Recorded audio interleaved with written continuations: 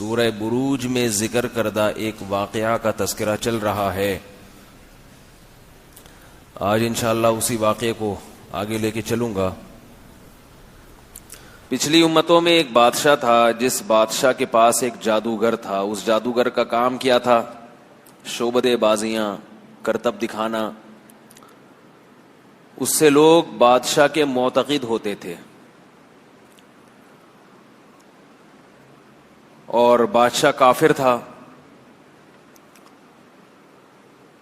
تو جب وہ جادوگر بوڑھا ہو گیا تو اس نے بادشاہ سے کہا کہ میں بوڑھا ہو رہا ہوں، مر جاؤں گا تو آپ کی دکان چلنا بند ہو جائے گی. تو کوئی ایسا نوجوان چاہیے مجھے جس کو میں اپنا شاگرد بناؤں اور یہ سارا علم اس کو سکھا دوں. بادشاہ نے ایک نوجوان کا انتخاب کیا تو کہ بھئی اس کو سکھاؤ. وہ نوجوان جب اپنے گھر سے چلتا تو راستے میں ایک راہب کا گھر تھا. راہب، یہ وہ دور تھا جب عیسائی مذہب برحق تھا. اسلام ابھی دنیا میں نہیں آیا تھا. اسلام کے دنیا میں آنے سے پہلے کون سا مذہب برحق تھا یہ تو آپ کو معلوم ہوگا نا. حضرت عیسیٰ علیہ الصلوۃ والسلام کا دین. تو وہ نوجوان آیا کرتا جادوگر کے پاس. راستے میں راہب کا گھر تھا تو تھوڑی دیر کے لیے اس کے پاس بھی بیٹھ جایا کرتا. راہب کس کی باتیں کرتا تھا؟ اللہ کی. راہب کے پاس سے اٹھ کے جاتا، پھر جادوگر کے پاس جا کے بیٹھتا. واپسی میں پھر راہب کے پاس سے ہوتا ہوا جاتا. تو راہب کے پاس ایک سفر میں 2 دفعہ اور جادوگر کے پاس بولو بھائی 1 دفعہ. تو رنگ کس کا چڑھنا تھا؟ راہب. اس سے کیا پتا چلا کہ بھائی اپنے بچوں کو انسان کا بچہ اگر بنانا ہے تو ٹی وی کے پاس کم بٹھاؤ، علماء کے پاس زیادہ بیٹھاؤ.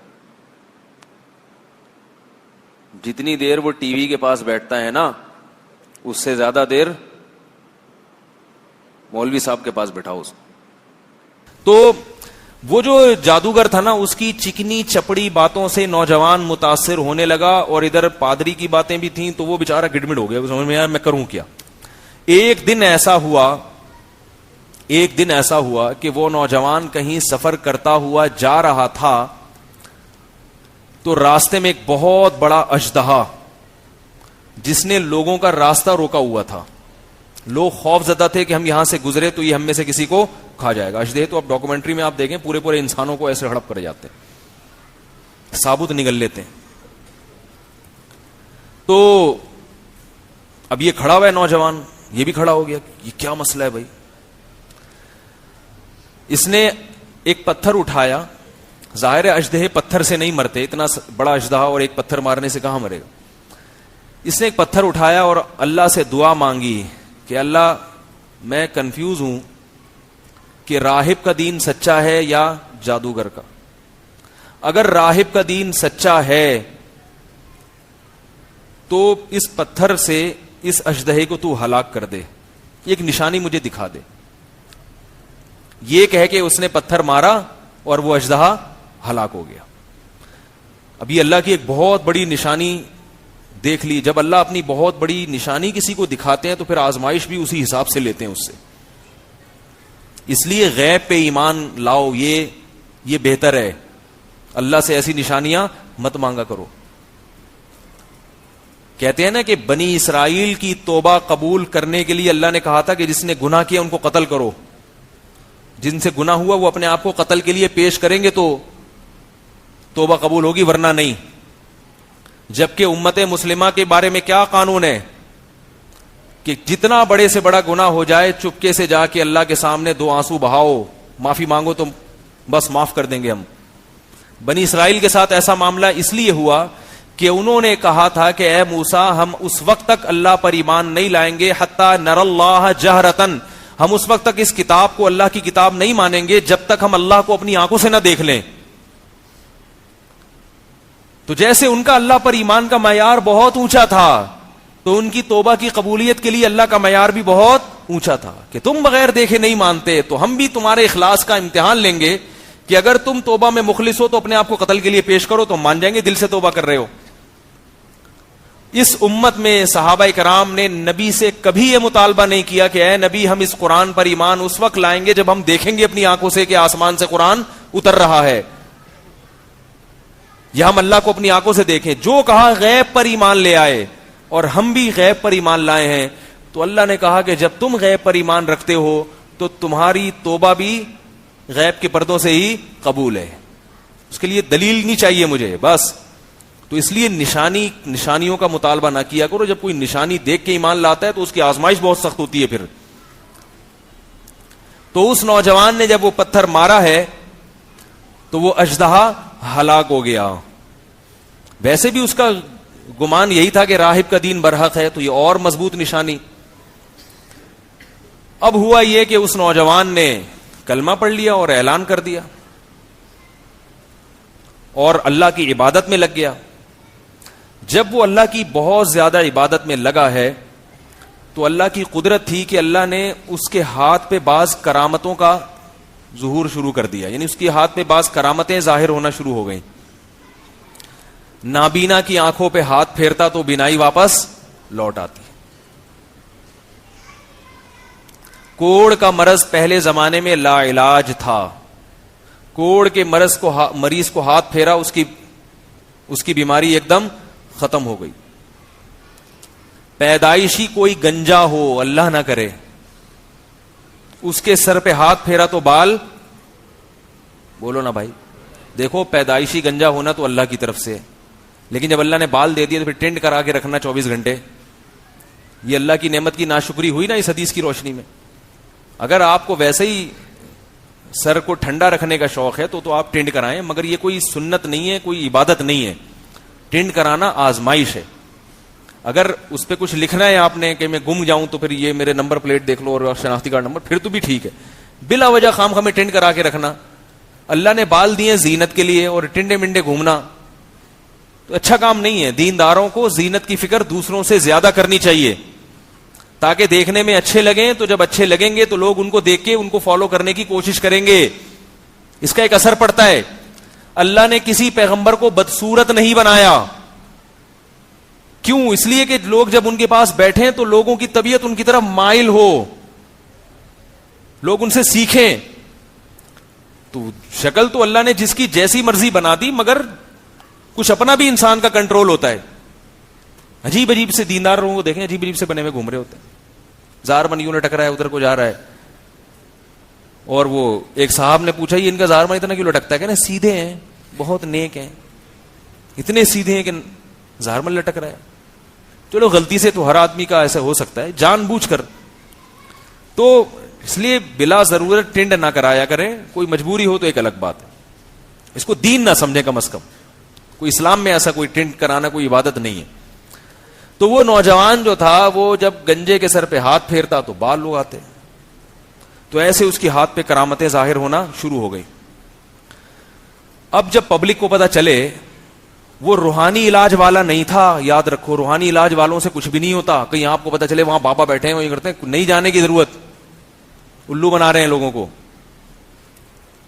تو اب جب یہ کرامتیں ظاہر ہونا شروع ہوئی تو اس کی لوگوں میں شہرت ہونا شروع ہو گئی. بادشاہ کو جب پتا چلا تو بادشاہ بڑا خوش ہوا کہ بھائی ایسا جادو سیکھا ہے کہ اپنے استاذ کو بھی پیچھے چھوڑ دیا اس نے. اس کا تو استاذ بھی یہ کام نہیں کرتا تھا، یہ اپنے استاذ سے بھی 4 ہاتھ آگے نکل گیا. واہ بھائی واہ، اب آئے گا مزہ. بادشاہ نے اس کو بلایا.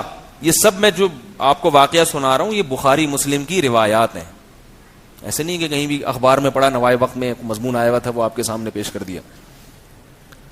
تو بادشاہ کو جب پتا چلا کہ بھائی یہ اتنا بڑا جادوگر بن گیا ہے، بادشاہ نے اس کو بلایا اور کہا کہ ہم نے سنا ہے کہ تم تو اپنے استاد سے بھی 4 ہاتھ آگے نکل گئے. اور ایسے ایسے اور ویسے ویسے. تو اس نے کہا یہ جادو وادو نہیں ہے, یہ جو نابینا کی آنکھوں پہ ہاتھ پھیرتا ہوں تو بینائی میں لاتا ہی نہیں ہوں. بینائی کون دیتا ہے؟ اللہ دیتا ہے. یہ سارے کام اللہ کر رہا ہے, میں کچھ بھی نہیں کر رہا. بس اللہ کی ایک رحمت ہے کہ ہاتھ میرا استعمال ہوتا ہے, کام کون کرتا ہے؟ اللہ. ورنہ مجھے یہ اختیار نہیں ہے کہ میں کسی کی بینائی لوٹا دوں. بادشاہ نے لگائے چترول, ٹھیک ہے. پہلے تو بادشاہ نے کہا تو یہ بتا کہ تجھے یہ اللہ اور کلمہ اور یہ اسلام اور یہ عیسائیت یہ سکھایا کس نے؟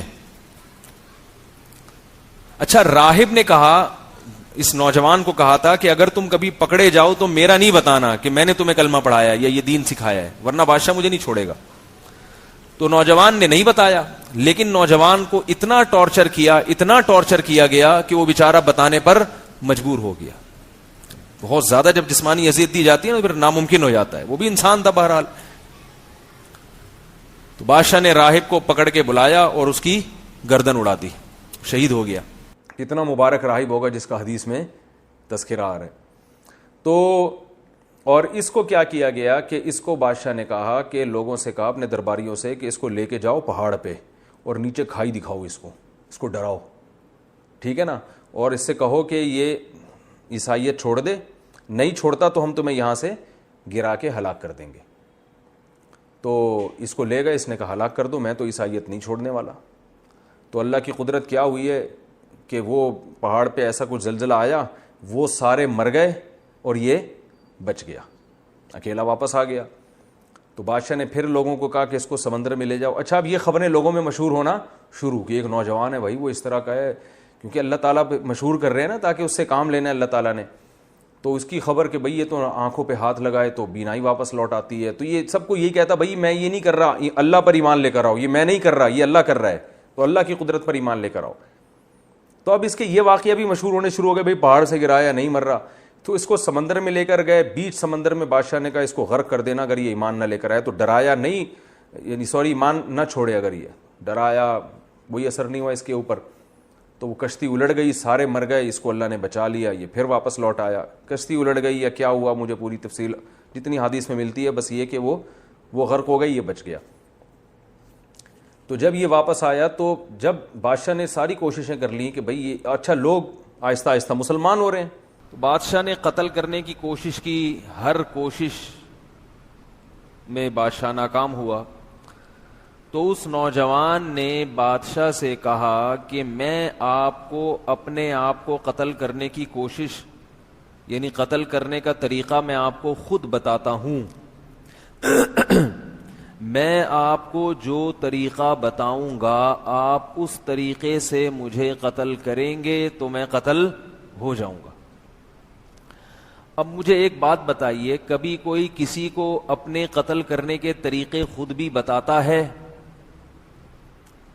آپ لوگ کیا بتاتے ہیں شاید ہیں بھائی. کبھی دنیا میں ایسا ہوا کہ کوئی کسی کو یہ بتا رہا ہو کہ مجھے مارو, میں اس طرح سے مروں گا, اس طرح سے نہیں مروں گا, میں بڑا ڈھیٹ ہوں, اس طریقے سے نہیں مرتا. بھائی بادشاہ نے جب اس نوجوان کو قتل کرنے کے تمام حربے استعمال کیے اور تمام حربوں میں وہ بادشاہ ناکام ہو گیا,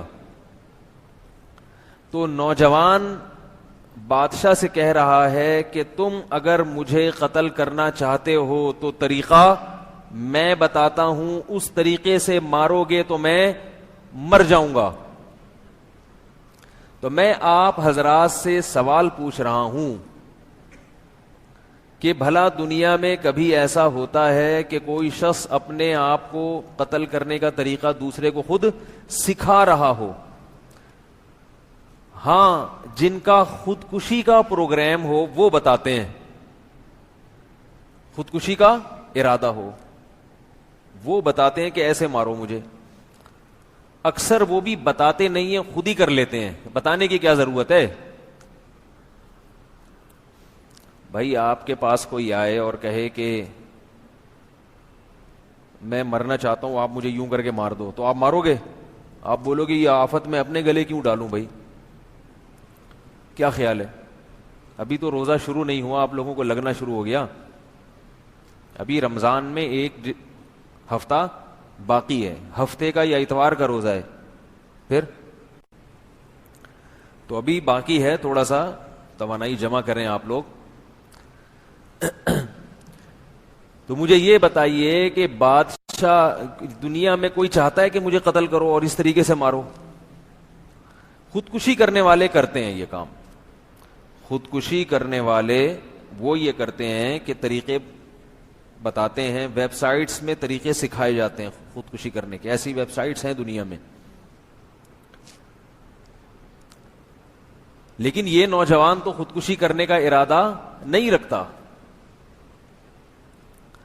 یہ چاہ رہا تھا کہ بادشاہ اللہ کا نام لے کر مجھے مارے گا تو دنیا دیکھ لے گی کہ بادشاہ نے تمام حربے استعمال کر لیے, ناکام ہو گیا. مگر جب بادشاہ اس نوجوان کے رب کا نام لے کر کام کر رہا ہے تو کام ہو رہا ہے. اس سے لوگ متاثر ہو جائیں گے اور لوگوں کو یقین آ جائے گا کہ اس نوجوان کا جو رب ہے وہ سچا ہے اور بادشاہ خدا نہیں ہے, بادشاہ معبود نہیں ہے. تو لوگ ایمان لے آئیں گے. تو لوگوں کو ایمان پر لانے کے لیے نوجوان اپنی جان کی قربانی دے رہا ہے. بات آ گئی سمجھ میں کہ نہیں آئی؟ یہ نوجوان کیا کرنا چاہ رہا ہے؟ اپنی جان کو قربان کر رہا ہے تاکہ لوگ ایمان لے آئیں. اور اس کے لیے اس نے طریقہ یہ استعمال کیا کہ پوری عوام کو اکٹھا کیا جائے. یعنی بادشاہ کو طریقہ بتا رہا ہے کہ بند کمرے میں قتل مت کرو, اس لیے کہ بند کمرے میں جب مارا جائے گا تو خبر جو لیک آؤٹ ہوگی اس میں غلطی بھی ہو سکتی ہے. بادشاہ اللہ کا نام لے کے مارے گا مگر بعد میں کیا کہے گا کہ میں نے اللہ کا نام نہیں لیا. بند کمرے میں کیا ہو رہا ہے یہ تو کسی کو نہیں پتا ہوتا نا. خبر متواتر وہ غلط نہیں ہو سکتی. متواتر خبریں کبھی بھی غلط, یہ خوب یاد رکھو, ایک اہم مسئلہ ہے یہ. بہت سارے مسائل اس سے حل ہوتے ہیں. یہ جو ہم کسی کو خبر دیتے ہیں نا, خبر یہ سچی بھی ہو سکتی ہے اور جھوٹی بھی. کیا خیال ہے؟ جب بھی کوئی آپ کو آ کے خبر دیتا ہے تو وہ خبر کبھی سچی ہوتی ہے کبھی جھوٹی. ہماری شریعت اس کا پورا مدار خبر پر ہے, خبر پر.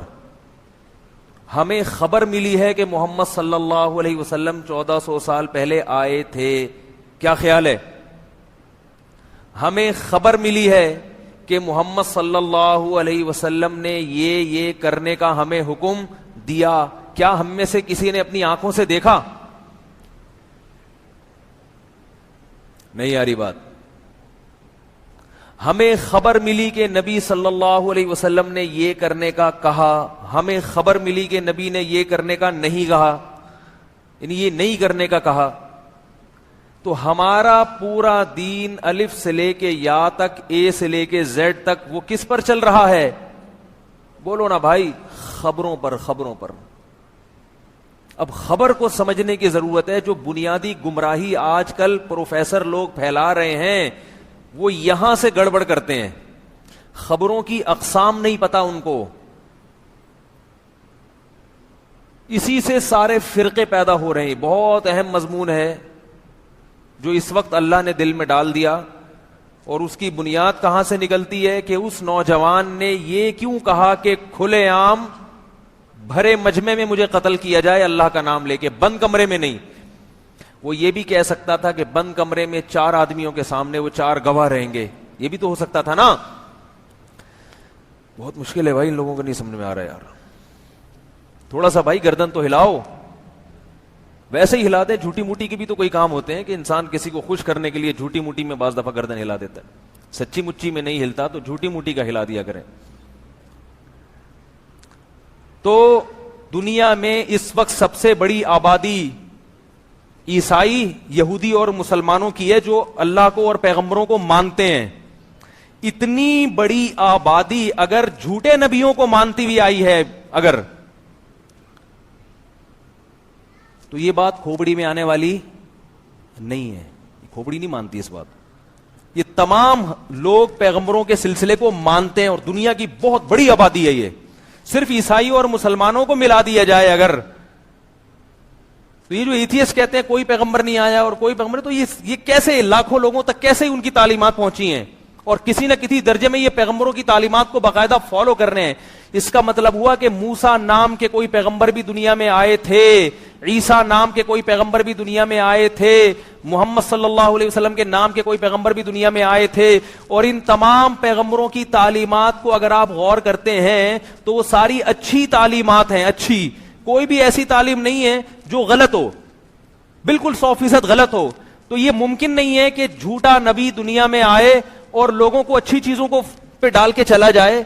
ایک صاحب مجھے لاہور میں ملے کچھ دن پہلے، وہ کہہ رہے ہیں کہ یہ جو معاذ اللہ نبی صلی اللہ علیہ وسلم تھے نا، یہ معاذ اللہ نقل کفر جادوگر تھے. انہوں نے جادو کے زور سے پوری دنیا کو یوں کیا ہے. میں نے کہا کسی جادوگر کی تعلیمات میں جمعے کی نماز آئے گی، رمضان کا روزہ آئے گا، ماں باپ کے ساتھ حسن سلوک آئے گا؟ ساری دنیا میں مسلمان جمعے کی نماز پڑھتے ہیں. کیوں؟ کس نے حکم دیا؟ یہ محمد صلی اللہ علیہ وسلم نے. کیا عقل مانتی ہے کہ اس ساری دنیا کے مسلمان ایک جادوگر کو فالو کر کے جمعے کی نماز پڑھ رہے ہیں؟ یہ پاگل ہیں کیا؟ یہ کسی جادوگر کو ایسے فالو کیا جاتا ہے کہ ساری دنیا کے لوگ اکٹھے ہو جائیں، اس کے کہنے پر رمضان کے 1 مہینے کے روزے رکھ لیں، شام کو تراویح پڑھ لیں، تلاوت کر لیں، بوڑھے ماں باپ کو گھر میں رکھ کے ان کی خدمت کریں. دنیا میں کوئی ایک جادوگر دکھاؤ جس کو فالو کرنے والوں نے اتنی خوبصورت زندگی گزاری ہو. کوئی ایک دکھا دو بھائی. نہیں یار، یہ آپ کی سمجھ میں نہیں آئے گی، ایتھیسٹ کی سمجھ میں کہاں سے آئے گی بھائی. نماز پڑھ لیا کریں، روزے رکھ لیا کریں، اتنا کافی ہے. پریشان ہونے کی چندہ ضرورت نہیں ہے. تو خیر، اس پر ہم روشنی ڈالیں گے انشاءاللہ اگلے بیان میں کہ یہ میں کیا کہنا چاہ رہا ہوں. ابھی تو میں نے ساشا پیش کیا ہے آپ کے سامنے، پیکنگ فل بعد میں آئے گی.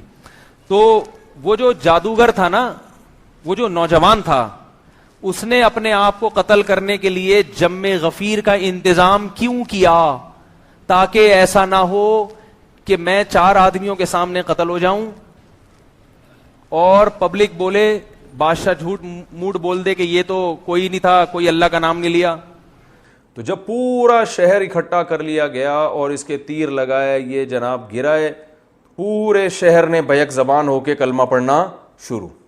سارے مسلمان ہو گئے. جو اس وقت جو عیسائی مذہب برک تھا، سب اللہ کی دعوت، اللہ پر ایمان لے آئے اور بادشاہ کے رب ہونے کی، بادشاہ تو اپنے آپ کو رب کہتا تھا، سارے مسلمان ہو گئے. آپ کو پتہ ہے جو حکومتی پٹھو ہوتے ہیں نا، وہ کبھی بھی وہ نہیں ہلتے چاہے کچھ بھی ہو جائے. جو بادشاہ کے درباری ہوتے ہیں نا، خاص بہت کم ان میں لوگوں کو ایمان کی توفیق ملتی ہے. تو قرآن کی تاریخ سے بھی پتہ چلتا ہے کہ ظالم بادشاہوں میں بعض دفعہ پوری قوم ان کے خلاف ہو گئی، لیکن ان کے جو درباری ہیں وہ ان کا ساتھ نہیں چھوڑتے. تو ایسا ہی ہوا کہ پوری قوم مسلمان ہو گئی، لیکن جو بادشاہ کے درباری تھے، اس کے خاص لوگ تھے جو ہر وقت بادشاہ کے ساتھ رہتے تھے، وہ بادشاہ کے ساتھ تھے. تو بادشاہ نے یہ کہا کہ بھائی یہ تو پوری قوم ہمارا دین چھوڑ دیا اس نے اور مجھے خدا ماننے سے انکار کر دیا ہے. اب ایک ہی حل ہے کہ ان کو زبردستی مجبور کر کے اس دین برحق سے دور کرو. اور اس کا طریقہ یہ ہے کہ شہر میں جگہ جگہ خندقیں کھودی جائیں، ہر گلی میں، ہر محلے میں خندقیں کھود کے اس میں لکڑیاں ڈالی جائیں، آگ جلائی جائے اور پھر ایک ایک کو پکڑ کے اس آگ میں جھونکا جائے. تو جو اس آگ کو دیکھ کے ڈر جائے اور کہے کہ میں اپنا دین چھوڑتا ہوں، تو اس کو تو بچا لو، باقی سب کو کیا کر دو؟ آگ میں ڈال دو. تو یہ وہ خندقیں تھیں. تو ایک ایک کو پکڑ کے ڈالا گیا. صحیح حدیث میں آتا ہے، آپ صلی اللہ علیہ وسلم نے ارشاد فرمایا کہ 3 بچے ہیں جو ماں کی گود میں بولے ہیں. ایک تو حضرت عیسیٰ علیہ السلام ماں کی گود میں بولے تھے، اور ایک وہ جس پر وہ ایک بزرگ تھے نماز پڑھ رہے تھے، تو ان کی ماں نے ان کو پکارا تو وہ پریشان ہو گئے کہ ایک طرف ماں ہے اور ایک طرف نماز ہے. تو آزمائش میں آ گئے نا، اللہ میں نماز توڑ کے جواب دوں تو تیرا حق ضائع ہوتا ہے، اور ماں کو نماز نہ توڑوں تو ماں کا حق. تو اسی کشمکش میں تھے کہ ماں نے بد دعا دے دی کہ اللہ کرے تجھ پر کوئی تہمت لگے. تو یہی ہوا کہ وہ پھر کسی چرواہے نے کسی عورت کے ساتھ زنا کیا، بچہ پیدا ہوا. تو وہ عورت شادی شدہ تھی نہیں. لوگوں نے پوچھا بچہ کس کا ہے؟ تو اس عورت نے جان چھڑانے کے لیے اس راہب پہ ڈال دیا. وہ بیچارہ نیک بزرگ اپنے جھونپڑی میں اپنی عبادت کیا کرتا تھا، اس پہ جھوٹا الزام ڈال دیا. لوگوں نے پکڑ کے مارا اس کو اور اس کے وہ عبادت خانہ گرا دیا. تو اللہ تعالیٰ نے اب اس پر رحم کیا, تو جو ہے نا ماں کی گود میں بچہ بولا کہ میرا جو ہے نا اس کے پانی سے اللہ نے مجھے پیدا نہیں کیا, بلکہ مجھے فلاں کے پانی سے اللہ نے پیدا کیا, وہ چرواہے سے. تو یہ کرامت اس راہب کی ظاہر ہوئی. تو اللہ نے اپنے حق کی وجہ سے اس کی عزت کی بھی حفاظت کی, لیکن ماں کی بد دعا بھی لگی اس کو. تبھی امام ابو حنیفہ رحمہ اللہ تعالیٰ اسی حدیث کی بیس پہ کہتے ہیں کہ اگر نماز کی حالت میں ماں پکارے اور اس کو پتہ نہیں ہے کہ آپ نماز پڑھ رہے ہیں تو نماز توڑ دینی چاہیے. تو اب کیا مسئلہ ہوا کہ وہ بچہ بھی ماں کی گود میں بولا. تو خیر جب لوگوں نے کہا یہ تو راہب بڑا نیک آدمی ہے, بچے سے اللہ گواہی دلوا رہے ہیں, تو اس راہب کو دوبارہ پروٹوکول دیا گیا اور اس سے کہا ہم آپ کا عبادت خانہ سونے کا بنا کے دیں گے. اس نے کہا نہیں بھائی وہ مٹی کا گھروندا ہی بنا دو میرے لیے, جب عبادت ہی کرنی ہے تو سونے کے محل کا کیا کرنا. تو یہ ایک بچہ ماں کی گود میں بولا, ایک عیسیٰ علیہ السلام, اور ایک تیسرا ایک اس واقعے میں. تو نبی صلی اللہ علیہ وسلم نے فرمایا کہ جب سب کو لا لا کے آگ میں ڈالا جا رہا تھا, نہیں وہ اتنا دودھ پیتا بچہ نہیں تھا جو یوسف علیہ السلام کی گواہی جس نے دی تھی نا, واسع خان, تو وہ آپ جتنا کم از کم ہوگا. تو یہ جو تھا حدیث میں آتا ہے کہ ایک عورت کو لایا گیا, اس کی گود میں جو ہے نا دودھ پیتا بچہ تھا. اب اس عورت کو اپنے بچے کا خیال آ رہا تھا یہ بچہ کیسے آگ میں جلے گا نا. وہ بیچاری, باقی لوگ تو گر رہے تھے, ایمان اتنا مضبوط تھا ان لوگوں کا, اس بچے نے قربانی ایسی دی تھی نوجوان نے کہ وہ آگ میں گرنے کے لیے تیار. تو وہ بچہ, ماں جو ہے نا ہچکچا رہی تھی کہ ایک طرف کفر ہے کہ میں اللہ کا انکار کر دوں, اور ایک طرف ہی آگ ہے, اور پھر بچے پہ ترس آ رہا تھا اس کو کہ بچے کو کیسے میں ڈالوں. تو نبی صلی اللہ علیہ وسلم نے ارشاد فرمایا کہ اللہ نے اس بچے کو قوت گویائی عطا فرمائی. تو جب کوئی اللہ کے لیے ایسی قربانیاں دیتا ہے نا تو اللہ کی بھی مدد ہوتی ہے. تو اس بچے نے ماں کی گود میں بولا کہ اے ماں یہ آگ کا ایندھن نہیں ہے, یہ جنت کا باغ ہے, اس میں کود جا. تو نبی صلی اللہ علیہ وسلم, یعنی یہ دیکھنے میں آگ لگ رہی ہے, حقیقت میں یہ آگ نہیں ہے, یہ باغ ہے, اللہ نے جو ہے نا آزمائش کے لیے اس کو رکھا ہے. تو وہ ماں جو ہے نا اپنے سینے سے لگا کے اس میں کود گئی. تو خیر وہ اس بادشاہ نے, کمبخت نے, ان سب کو قتل کر دیا. تو وہ غالب آ گیا بادشاہ, وہ ہلاک ہو گئے. تو اب چونکہ ظاہری لحاظ سے بادشاہ کو کامیابی مل گئی تھی اور وہ ایمان والے سارے قتل ہو گئے, جو کفر میں تھے وہ تو بادشاہ کے ساتھ ہو گئے, تو اب ظاہری لحاظ سے تو وہ کامیاب ہو گئے نا. تو قرآن میں اللہ نے صدیوں بعد ان کا واقعہ نازل فرمایا, اور اللہ نے فرمایا کہ میں اپنے نبی کو یہ اطلاع دے رہا ہوں کہ دیکھنے میں کامیاب بادشاہ ہوا لیکن حقیقت میں کامیاب نہیں ہوا, اس لیے کہ وہ تو باغات میں چلے گئے, اور جو بادشاہ جس نے خندقیں کھدوائی تھی نا, اور اس کے جو فوجی لوگوں کو پکڑ کے خندقوں میں ڈال رہے تھے, وہ اصل میں آگ میں ہیں. تو آگ کے مستحق یہ لوگ ہوئے ہیں, وہ نہیں ہوئے. اور یہ خبر ہمیں قرآن مجید نے اور نبی صلی اللہ علیہ وسلم نے ہمیں ان کا یہ واقعہ بیان کیا. تو اس سے ہمیں کیا سبق ملتا ہے, یہ بھی ایک, وہ اسباق تو ملیں گے وہ تو میں انشاءاللہ آئندہ بیان کروں گا. ایک سبق ہمیں یہ بھی ملتا ہے کہ خبر متواتر کا انکار ممکن نہیں ہوتا. نوجوان نے جم غفیر اس لیے بلایا تاکہ کوئی بعد میں انکار نہ کر سکے. وہ جماعت المسلمین کو جانتا تھا شاید کہ پیدا ہوں گے ہی بعد میں مکر جائیں گے, بولیں گے یہ بھی نہیں ہے, یہ بھی نہیں ہے, ایسا بھی نہیں ہے, ویسا بھی نہیں. تو اس نے پہلے سے انتظام کیا بھائی کہ متواتر خبر کا انکار ممکن نہیں ہوتا.